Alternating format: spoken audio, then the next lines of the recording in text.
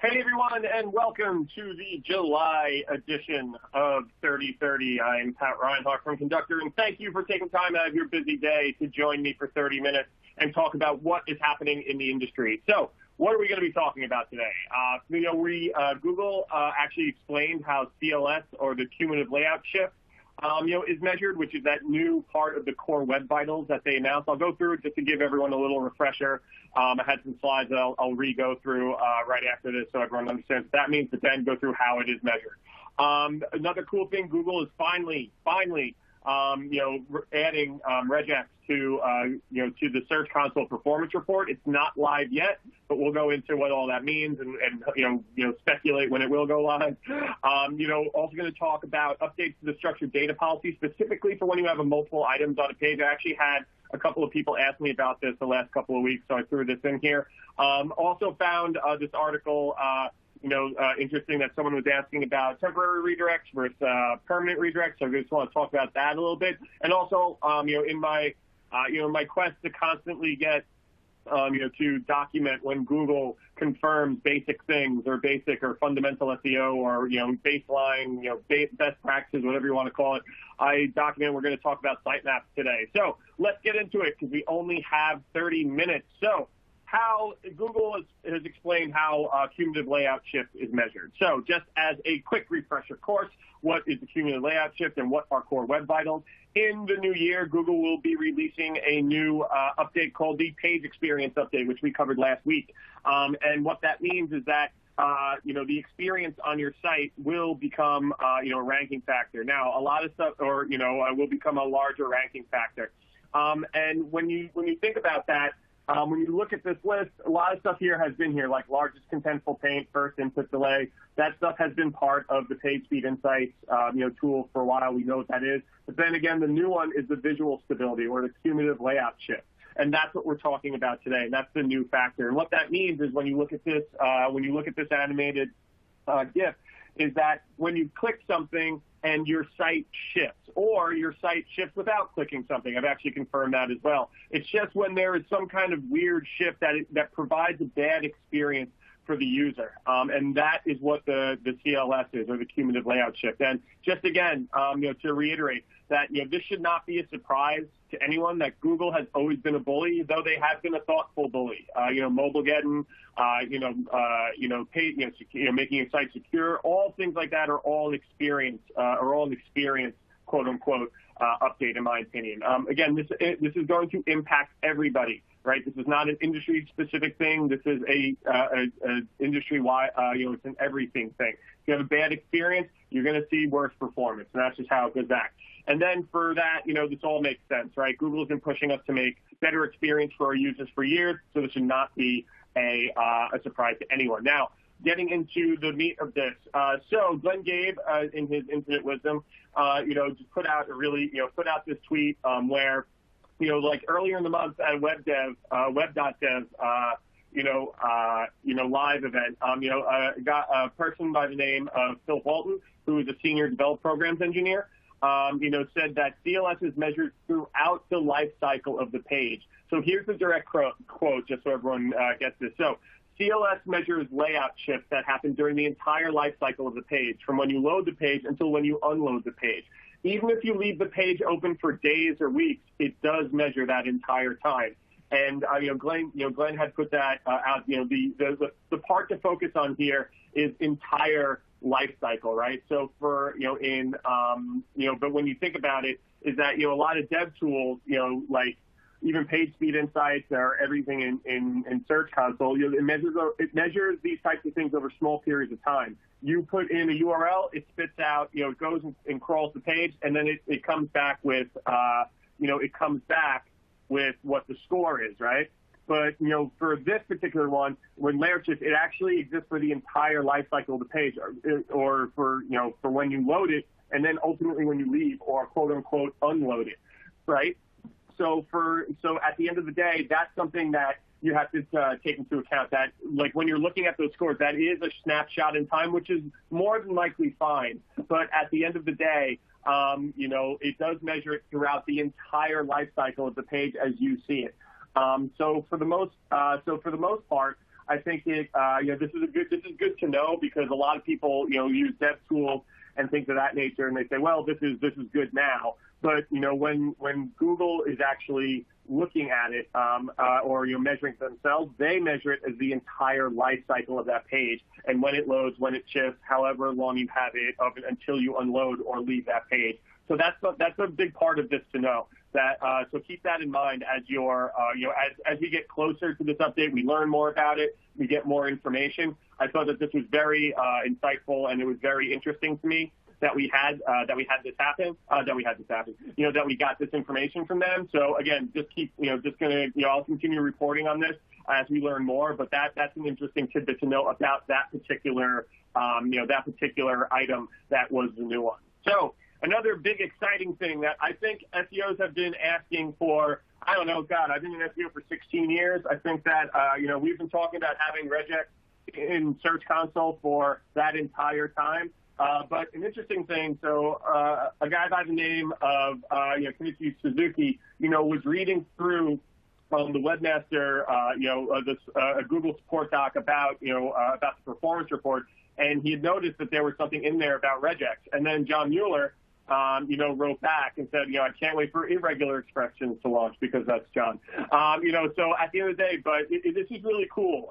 Just to give you an idea of what what you'll be able to do, or just some things. So this is not live yet. I want to make that very clear. This has not been pushed live yet, but it appears that this will be coming in the very, very near future, especially if John is commenting on it and kind of agreeing that this is coming to pass. So, Bill, when you do a drop down, so anyone who's ever been in the performance report, there's a drop down to look at different metrics of how you want to look at the URLs.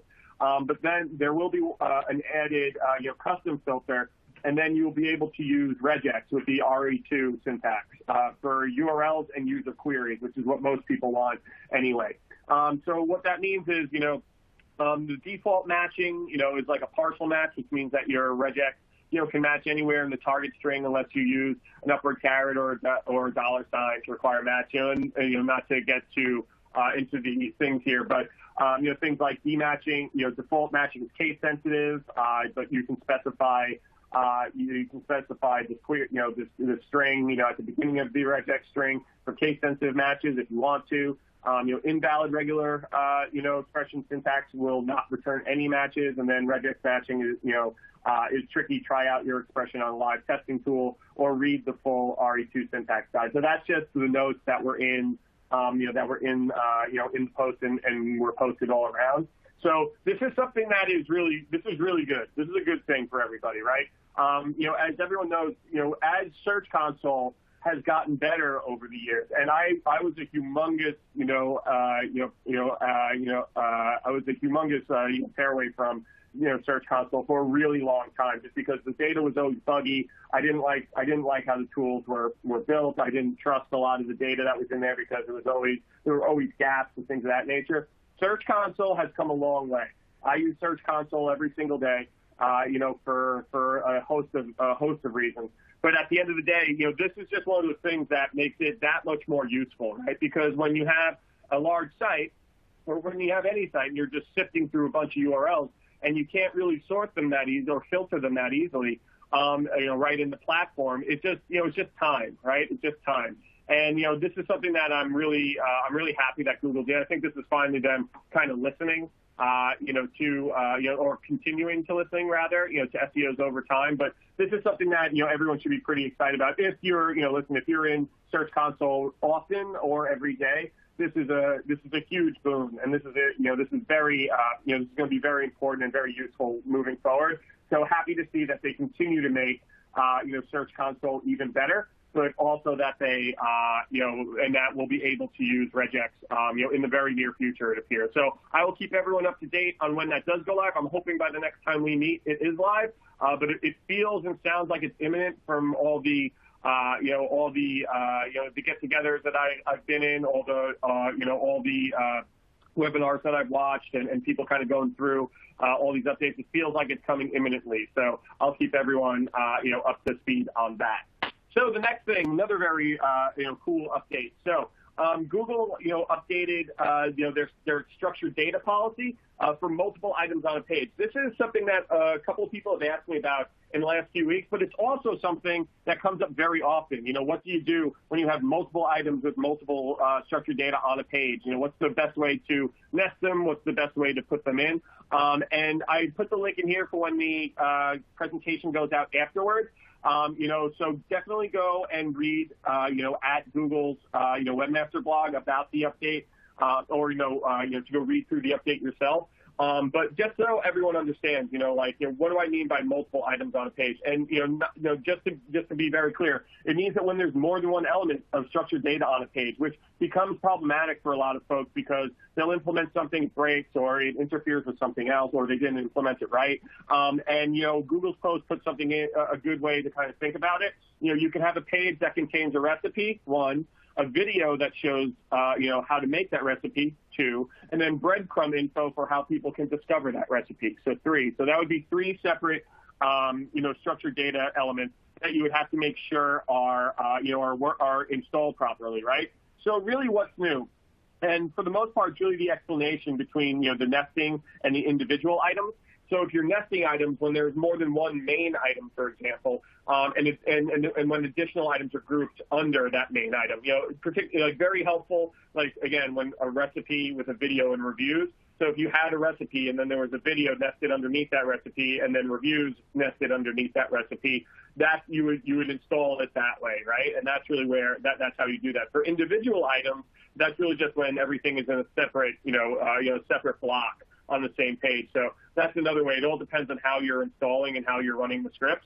But that's the way to think about it. It's really between the nesting and the individual. So just to show you what this used to look like, in the policies, this was the original view, and this is what it looks like now. It's much more robust. It gives you really good insight and visuals on what to do. And again, this all comes back to Google just listening, making things like this easier for people who are not in SEO every day, or people who are responsible for SEO but want to learn more. And as I always say, that I have to constantly remind myself, people who are just getting into SEO and want to learn, reading through these policies when they do update, it really gives you a good understanding of how to do things and how to explain things, but also the visuals that they've been updating have been really positive. And as they've been updating policies for a lot of stuff, they've been providing visuals so that people can see, because most people are visual learners. So at the end of the day, that is, that's something to consider. So that's something to consider there. But it's all about how you implement them, whether they're nested or if they're in separate blocks, and they're individual items. But go here when you get the deck, go there and read the full policy, just so you're familiar with it. But this is just an update that was definitely worth mentioning. So moving on to the next thing. This one I put in here because I think it's a constant conversation. I don't think anyone is surprised by the answer, but it's again, this probably also falls into the bucket of, Google confirming, kind of just foundational stuff, that people know. So a gentleman here asked John Mueller, how long is it safe to use a 302 redirect? So, so from there, and then John responded, why would it be unsafe? I'm sure some 302 redirects have been put in place, since decades. So just so everyone knows on the phone, again, I always have to remember some people are here for the first time or just learning. So what is the 302 redirect? A 302 redirect is a temporary redirect, right? So basically you are telling Google that this page has moved, but ultimately it may come back. So you probably don't want to drop it from the index. And that's really where the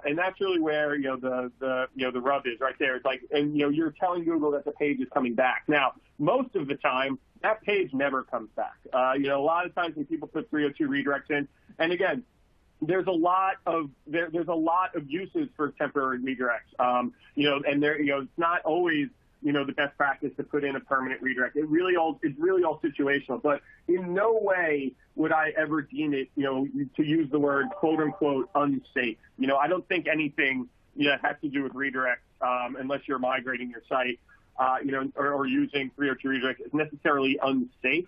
I think it's just knowing how you're using them and when you're using them and how many of them you have on your site, right? Like a way that a 302 redirect could be, that could mess you up is that you have a page that moves, that you wanted to permanently move, and usually in that case you want that page to overtake the rankings or the equity of that page. When you use a 302 redirect, Google most of the time does not drop that page from the index. It'll actually leave there and show the old metadata in the in the index, because it keeps that cache version. And then people see it, and then they get redirected to the page that you want them to see. That is just like a cleanup type thing. Like for redirects like that, you totally should change those to 301 permanent redirect. There's no reason to do that. Or if you're moving from secure to non-secure, use the 307 redirect, which is another type of permanent redirect.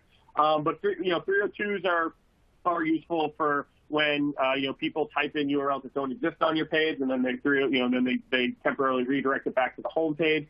If you're running A/B testing, things like that. There's a lot of ways to use 302s properly.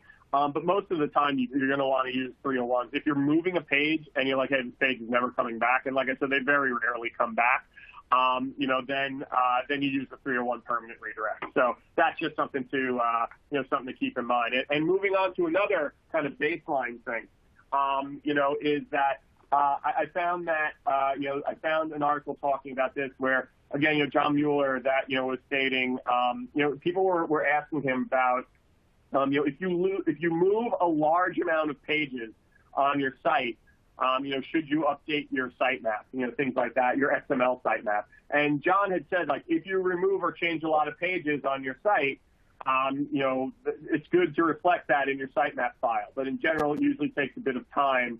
It takes a bit of time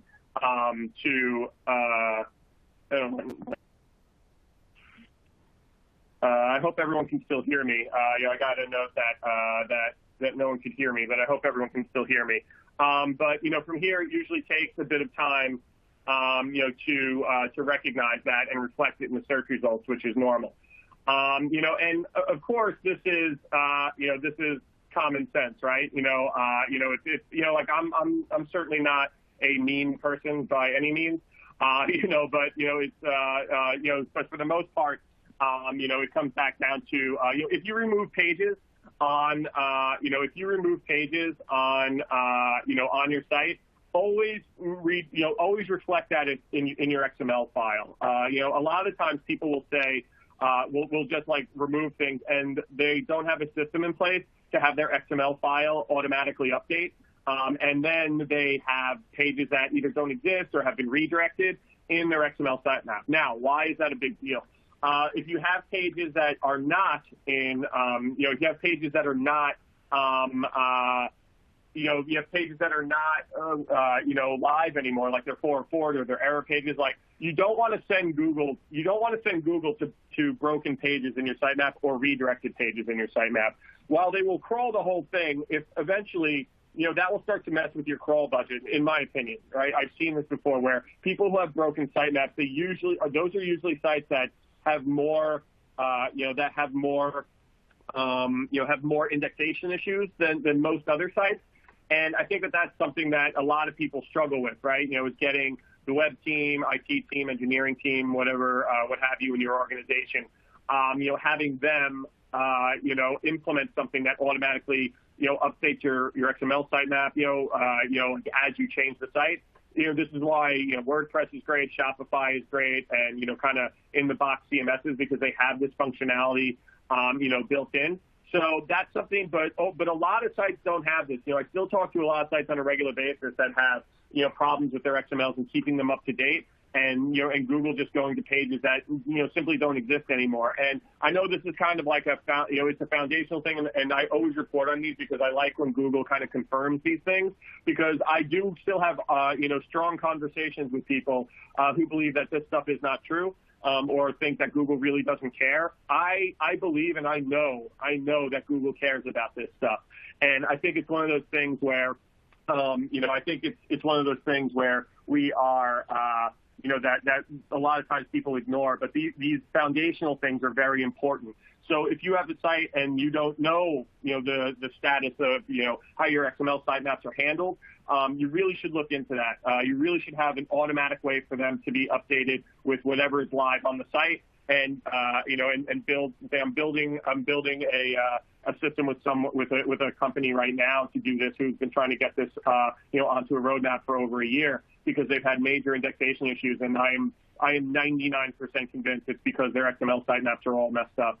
And so if you have any questions on this, reach out to me directly. I'm happy to talk to you. And if you're not super versed in this, but definitely pay attention to your sitemaps. I think Google takes dirty sitemaps into account when for crawl budget purposes and just for general and I think they cause a lot of indexation issues. So that's just something to keep in mind, right? Just something to keep in mind. All right, very good. Let's move on to the next thing. So, everyone, we have been doing this for 6 months, I believe, right? March, April, May, June, July, and we are heading into August. So we are heading to 6 months, right? So, for me, I wanted to take a minute and just kind of reflect on the last few months, with everyone. I put a post out on LinkedIn a few days ago, and it starred my son Declan. And I was talking to my team the other day. Everyone has done a lot, has gone through a lot of hardship in this. And as I said here, a lot of people, everyone has their own mountains to climb in this. But mine is one thing that's been hard for me, on top of not a great work-life balance, just because we want to make sure we're taking care of our folks at Conductor and our customers. Helping people out. I've been helping people out freelance. With smaller businesses who are trying to come back, or they're starting to reopen here on Long Island. So just a lot of time's been spent on that. And but everyone has other struggles or things, or like I said, mountains to climb. And one of the things that I have, my son Declan has a pretty pronounced speech delay. And like impossibly hard thing to get through. Big challenge for the little guy. And as he's learned to talk, one of the things that we've done, like kind of me stuck in this room for the last 6 months, he's been pointing to my shirt and looking at, which I wear a Conductor shirt every day, which is a whole separate issue, that my wife wants me to address immediately. And one of the things here is that just to kind of some Thursday inspiration. Really comes down to, over time, we've all been through a lot of adversity, but I feel that we are heading towards a better place, because the other night, and I hope this video works as I go through, here it goes. Can you say Conductor? Conductor. Good job, buddy. So that is my little guy finally learning how to say Conductor. And to me, not only I am incredibly proud, I believe that this is a humongous sign from, the powers that be, that everything is going to be okay, that he will be okay, you will be okay, we will all be okay, and we are all moving forward. And I just wanted to share that because it's energized me, and I used this with my team the other day, and it energized them as well, just to see, with all the adversity we face at work, there's a million other adversities that people face.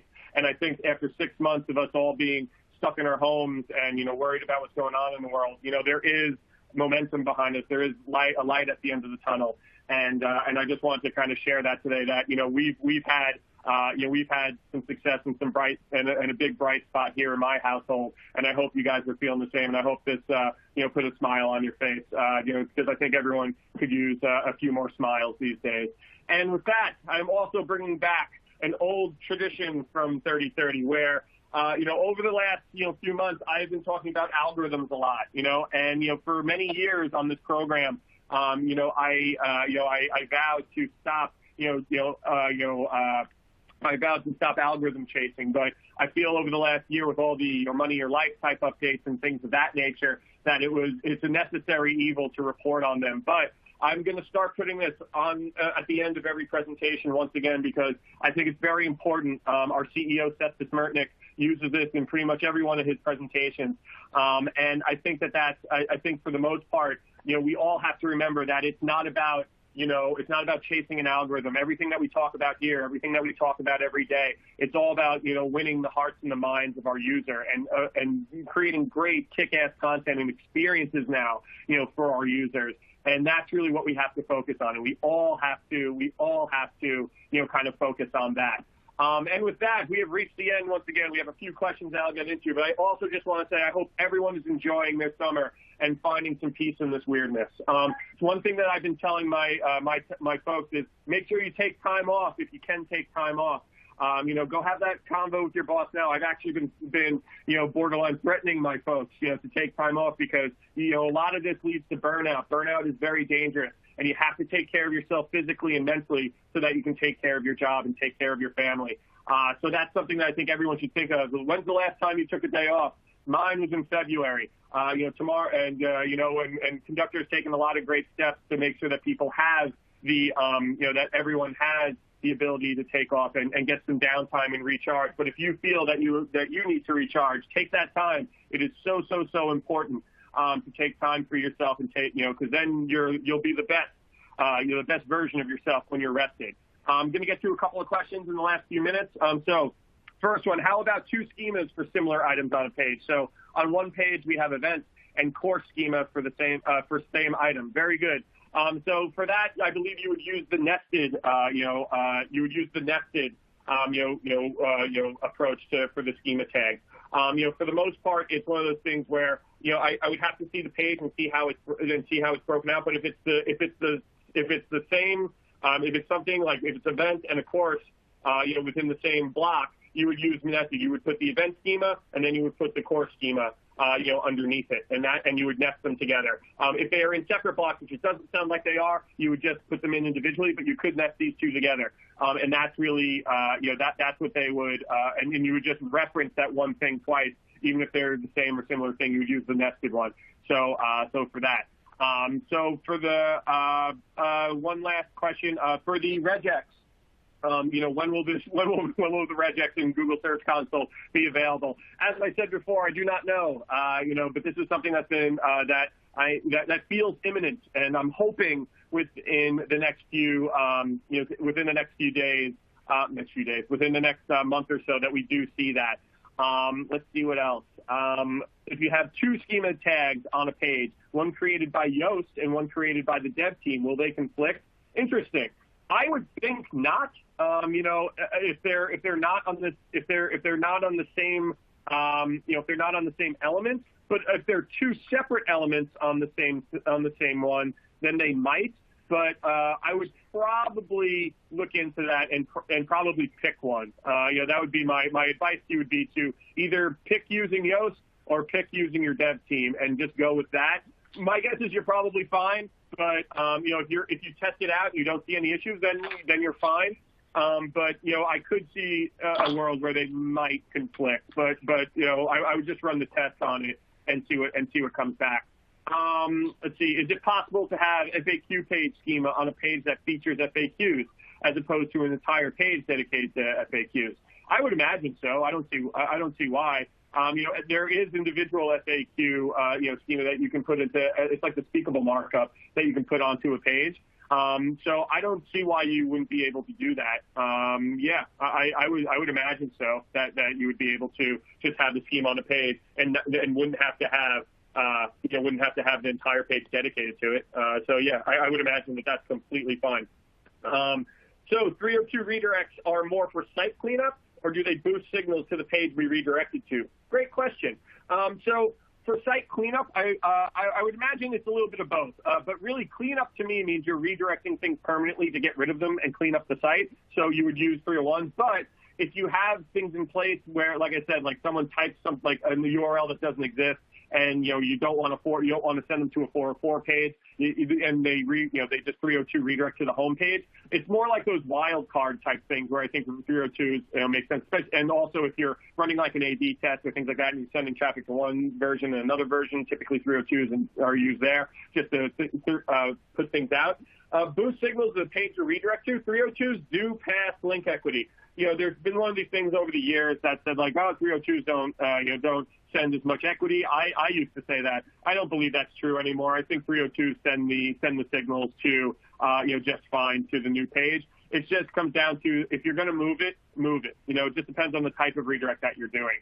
So that's one thing. And thank you to everyone for the very nice comments about my son. I very much appreciate it. And with that, we have reached our time together. Everyone, thank you so much. As I say every time, this is my favorite part of my job. I would not be able to do it without y'all showing up and taking time out of what I know is a very busy day to come and spend with me. And I truly, truly appreciate it. Again, look to the bright side. I feel that we're moving to a good thing. Make sure you take time off, especially towards Labor Day. No one's around anyway. Take care of yourselves physically and mentally. And all of that, guys, thank you so much once again. And I will see you next month.